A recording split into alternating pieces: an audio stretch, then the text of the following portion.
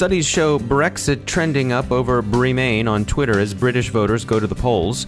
Investment analysts foresee a surge in cyber M&A activity. Tech support scammers turn to pop-ups. There's mixed news on ransomware, good, bad, and baffling. Laws of war in cyberspace. The purported lone DNC hacker sounds a bit like a Hollywood Russian. And was that just a non-denial denial?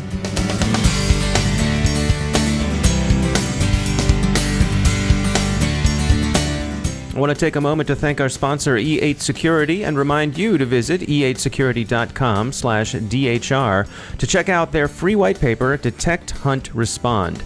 It's going to give you the information you need to deal with the unknown threats in your network, the threats no one has ever seen before.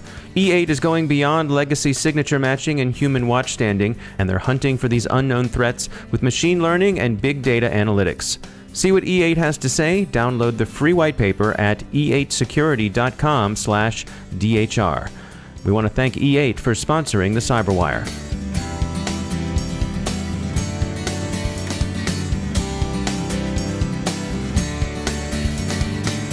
I'm Dave Bittner in Baltimore with your CyberWire summary for Thursday, June 23, 2016.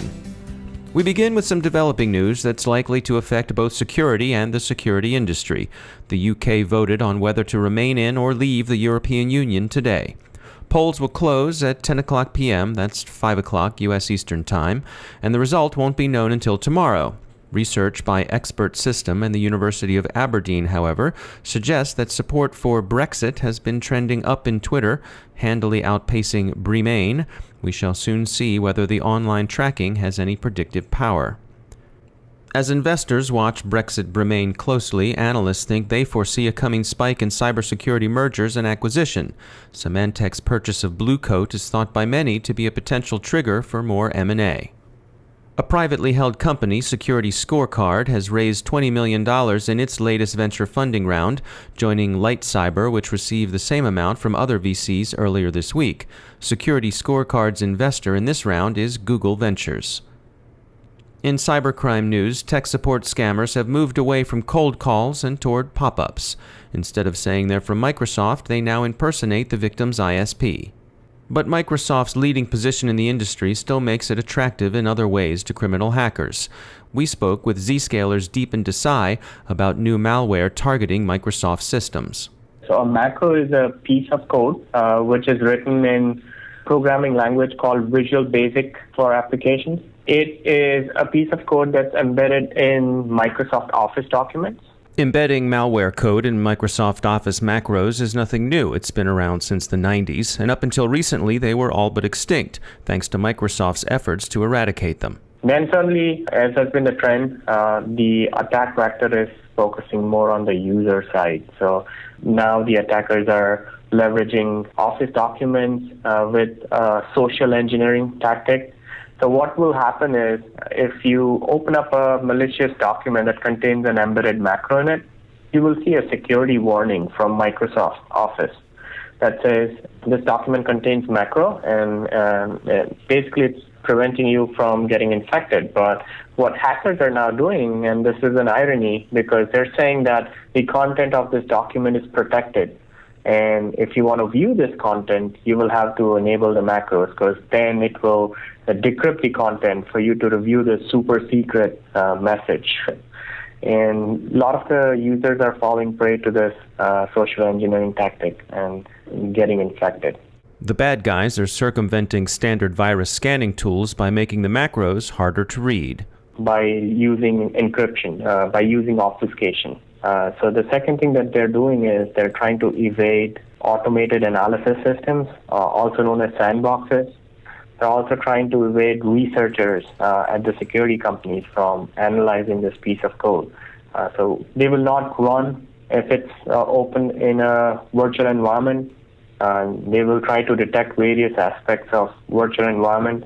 Desai says that Zscaler is seeing the usual suspects when it comes to the types of payloads being delivered, and also that there's potential for cross-platform vulnerability. Right now, we're seeing a lot of malware executables belonging to ransomware, InfoStealer, as well as banking Trojan families. But this could easily change to, delivering, say, a Mac OS even Mac users, I've seen a lot of Mac users use Office applications as well. According to Deep into Psy, one of the primary ways to protect yourself is pretty straightforward.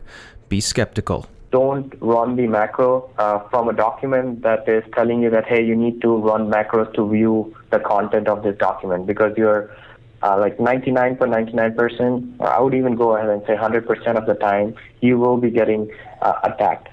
Nobody is going to have some kind of RSA encryption, applied using macros. That's not standard. That's Deep into Psy from Zscaler. Some good news on the ransomware front comes from Emsisoft. They've released a decryption tool for the lesser-known Apocalypse VM exploit. Less well-known is the news on crypto ransomware, the kind of malware that encrypts your files and demands a ransom for the key. Crypto ransomware has now far outstripped its older, cruder screen-blocking cousins.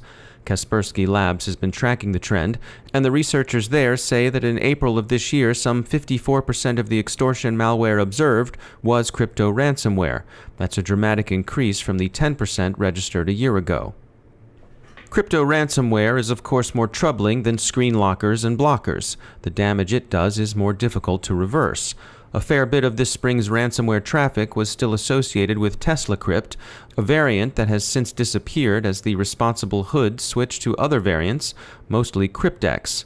The other strains Kaspersky found most active in April include CryptoWall, Crayaki, Torrent Locker, and CTB-Locker. No one's actually complaining about the crooks having dropped TeslaCrypt, but researchers are a bit baffled by the tool's apparent abandonment. Why would criminals abandon a tool still able to make them a bit of money? Most speculation centers on the possibility that TeslaCrypt's operators were spooked by the attention they were getting. Perhaps the return wasn't worth the investment, or maybe the risk, because TeslaCrypt's command and control traffic was never really a criminal market leader. As eWeek put it, if CryptoLocker and CryptoWall are the Coke and Pepsi of ransomware, TeslaCrypt is the knockoff that cannot be found in most stores. Which reminds me of the reaction I got from my wife and family the one time I brought home store-brand soda. But I digress. Recent and ongoing worries about attacks on infrastructure and elections revive consideration of laws of war for cyberspace. On the jus ad bellum side of the question, what would justify going to war, the U.S. is still groping toward a definition of act of war for cyberspace. Thinking so far hasn't ruled out kinetic retaliation for what people are calling a cyber act of significant consequence. On the other side of the issue, jus in bello, what you're permitted to do in lawful combat, the Global Commission on Internet Governance, an international think tank, suggests nations ought to adopt certain constraints. Governments should agree, the Commission says, not to attack either critical infrastructure that's mostly used by civilians, and not to hit core Internet infrastructure. We talked about issues of cyber warfare with Marcus Roschecker from the University of Maryland Center for Health and Homeland Security. We'll hear from him after the break. Proposals for more extensive warrantless electronic investigation powers appear to have stalled this week in the U.S. Senate. More election season issues surface in the U.S. as MacKeeper's Chris Vickery reports finding 154 million voter profiles in a database exposed online. The information is of the sort used by political campaigns, and it seems to have originated with the data broker L2, not to be confused with the cybersecurity company L3. The compromise seems to have been the result of carelessness on the part of an L2 customer, an unnamed national client, as they put it, and the data has since been removed from the Internet, at least from their former easily accessible place on the Internet. Nothing new in the Democratic National Committee hacking case, but Motherboard continues to close-read its chats with Guccifer 2.0 and run them by experts in Slavic and Romance languages. They think signs point to a native speaker of a Slavic language. Uncertainty about definite and indefinite articles is the principal tip-off, because, as anyone who's watched Star Trek, the original series, can tell you, people who come to English from Russian have trouble with articles, just the way Ensign Chekhov did. There are no articles in Russian. Motherboard asked the Russian embassy in Washington about it, and they were told, quote, "The possibility of involvement of Russian government, including government agencies and representatives, in hacking activities is completely ruled out." End quote. Note these statements telltale missing articles. It's more obvious if you pronounce it in your best Ensign Chekhov voice. And turning to the embassy statement, please. One supposes there's a sense in which certainty would rule out possibility. I mean, come on, Jake, it's D.C. If anyone can recognize a non-denial denial a mile off, it's an American voter. Right, Chekhov? Da.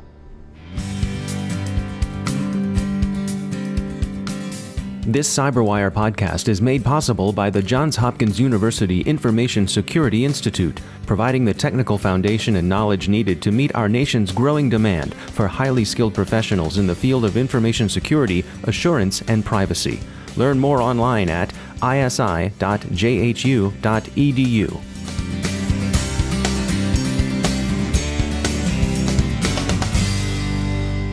And joining me once again is Marcus Roschecker. He's from the University of Maryland Center for Health and Homeland Security. Marcus, there's an article on the Federal News Radio website about there's a senator who wants a definition on what constitutes a cyber act of war. What's he trying to get at here?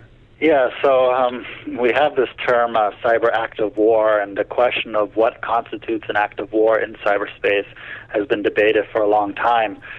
We don't really have a proper definition of that term, cyber war.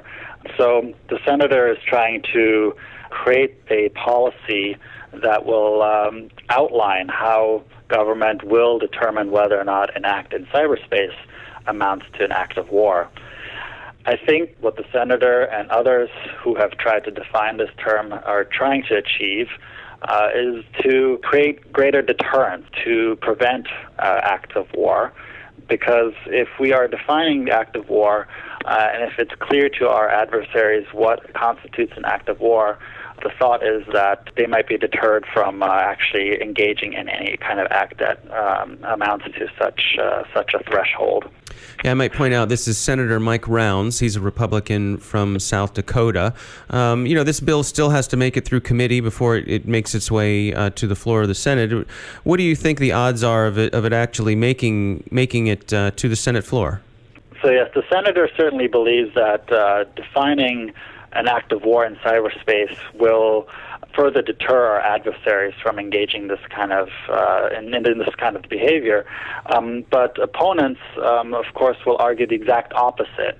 They say that defining cyber war will actually embolden our adversaries and create the exact opposite effect of what the senator is trying to achieve. Because if you're defining what an act of war is in cyberspace, that creates a certain threshold, a certain line, if you will. The argument goes that adversaries will do everything right up to that line so that they don't actually hit the threshold of an act of war. And it's because of this argument, I think, that the bill probably will not be successful. I think prior administrations and this administration and others have believed that you don't really want to define what an act of war is, because you want to have the freedom to decide on a case-by-case basis what amounts to an act of war and what the proper response should be to a certain act in cyberspace. So, we'll have to wait and see how this develops.